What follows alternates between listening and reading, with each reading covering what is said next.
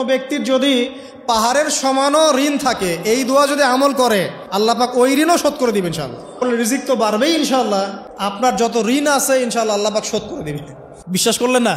এই দোয়া শিখাই দিচ্ছি, এই জন্য আমাকে হাদিয়া দেওয়া দরকার, স্পেশালি আমাকে এখন হাদিয়া দেওয়া দরকার। এটা গুরুত্বপূর্ণ দোয়া শিখাই দিচ্ছি। আর ঋণ কেমন জানেন?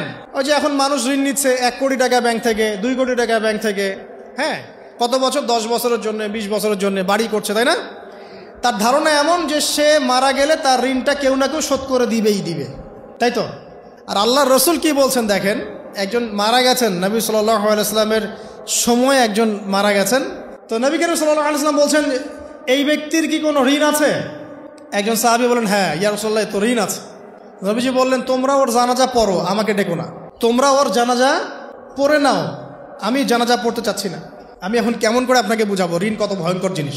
আপনি যে ব্যাংক থেকে 3-4 কোটি টাকার লোন নিয়ে রাখছেন, লাখ লাখ টাকা লোন নিয়ে বসে আছেন, দিব্যি সুখে বসে আছেন, এমন চিন্তায় যে আপনার মৌত হবে না।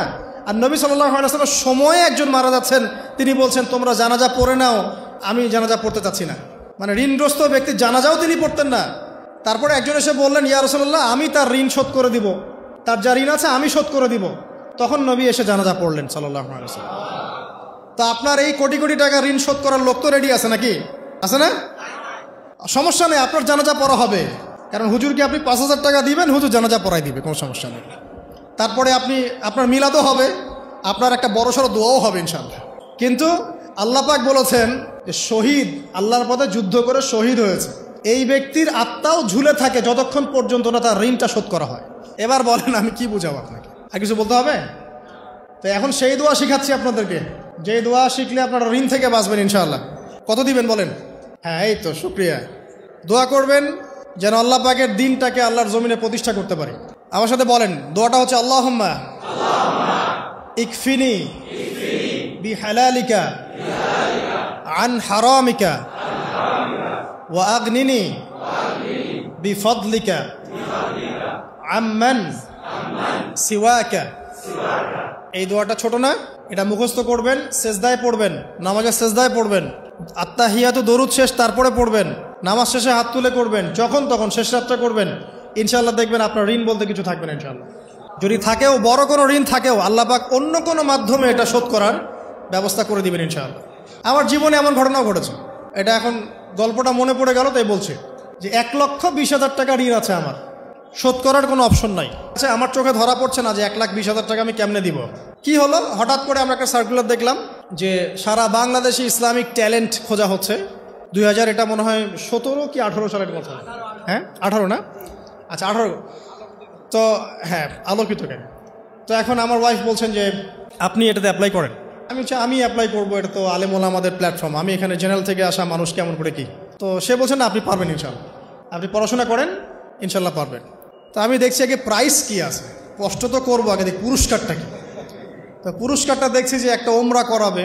ওমরা করা তো যে কারোর জন্য একটা মানে স্বপ্নের ব্যাপার না?